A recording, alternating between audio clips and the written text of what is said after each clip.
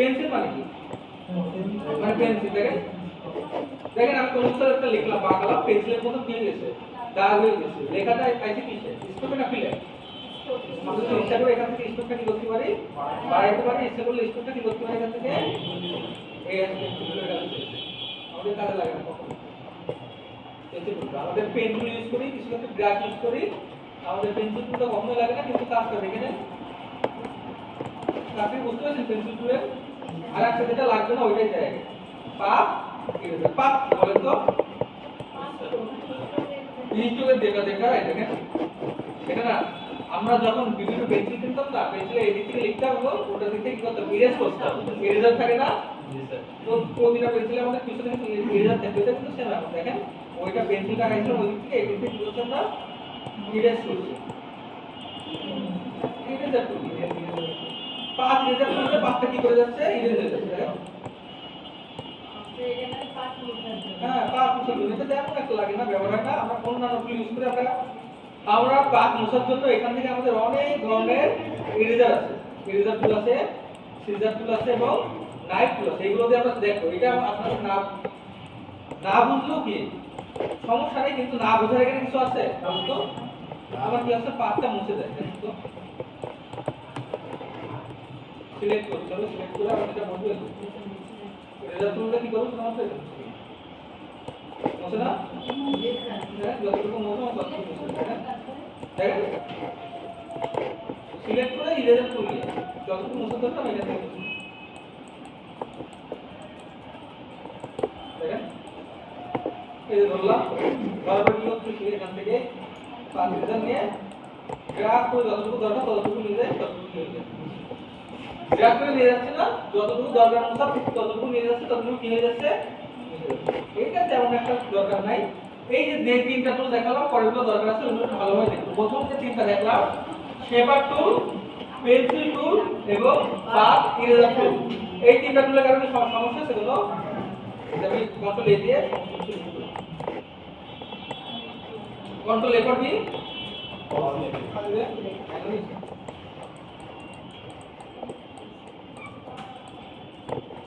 পরবর্তী যে টুলটা আছে এটা আমাদের দরকার এবং গুরুত্বপূর্ণ টুল দেখেন এখান থেকে আমি পেন টুল অথবা পেন্সিল টুল যেটা ইউজ করি না কেন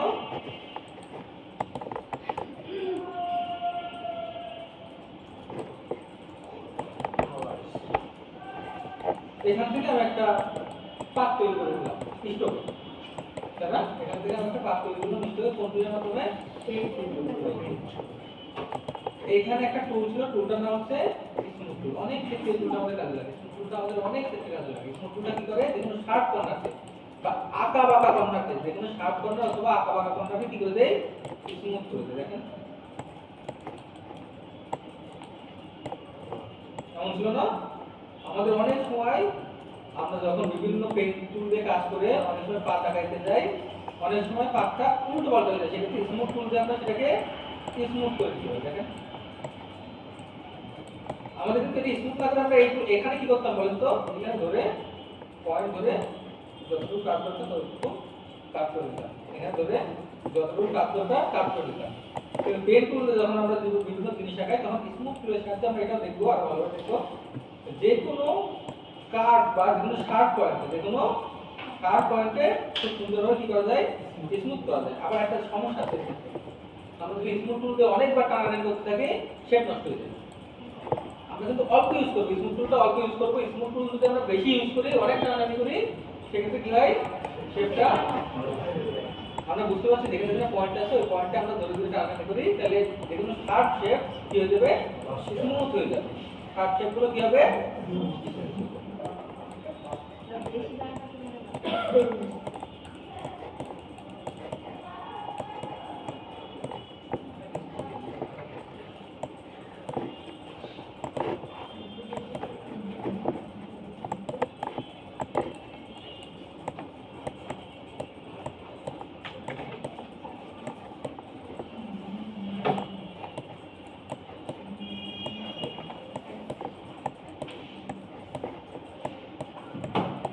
এবং আমাদের লাস্ট একটা টুল আছে টুলের নাম কি একটা টুল আছে দেখেন দেখেন অনেক সময় আমরা শেপ তৈরি করি আমাদের জয়েন হয়ে থাকে, ফাঁকা ফাঁকা হয়ে থাকে, মাথাগুলো কি হয়ে থাকে, ফাঁকা হয়ে থাকে, যেমন এমন। এইটা ধরে যদি আমি শেপ বিল্ডার করলে একটা শেপ বা কালারতে চেষ্টা করি, জীবন প্রতিদিন কাজ হবে? ফাঁকা আছে বিভিন্ন জায়গায় জায়গায়, অনেক সময় আমাদের ফাঁকা থাকে কিন্তু আমরা দেখতে পাই না, কিন্তু এখন তো দেখতে পাচ্ছি সব জায়গায় ফাঁকা আছে। এই যে উপরে দুইটা কর্নার বা এই প্রতিটা কর্নারে কিন্তু ফাঁকা, এগুলো জয়েন দেওয়ার জন্য আমরা কিন্তু এখান থেকে কন্ট্রোল ইউজ করি, আমরা কিন্তু টেনে টেনে কিন্তু জয়েন দিতে পারি না, দিলেও কিন্তু জয়েন হয়। আমি যদি এইটা ধরে নিয়ে কন্ট্রোল দিয়ে রেজিস্ট্রেশনের মাধ্যমে এটা ধরলাম, ধরে এখানে এরপরে প্রতিস্থাপন করছি, মনে হচ্ছে এটা জয়েন হয়েছে, মনে হচ্ছে না জয়েন হয়েছে, কিন্তু এটা কিন্তু জয়েন হয় না।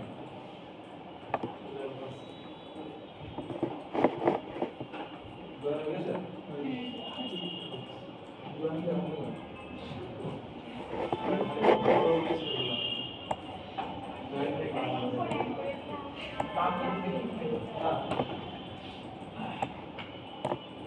আমাদের জয়েন হয়নি, আমাদের তো মনে হচ্ছে জয়েন হচ্ছে, কারণ এখান থেকে গ্যাপ দিয়ে আছে।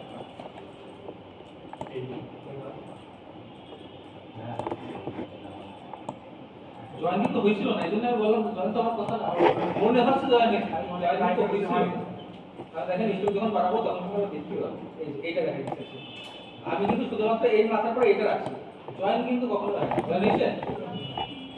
এটা আমরা যদি একটু একটু মোটা করি, জয়েন কিন্তু কখনো হয়নি, মনে হচ্ছে এর মাথার পরে এটা আছে, জয়েন কিন্তু হয়নি। কিন্তু আমাদের শেপ তৈরি করতে গেলে তিনটা শেপে তো জয়েন দরকার আছে না? এখন জয়েন করতে গেলে আমরা কি করছি, এখান থেকে কন্ট্রোল ইউজ করছি, যে কোনো শেপের ক্ষেত্রে স্ট্রোকের ক্ষেত্রে জয়েন করি। দেখেন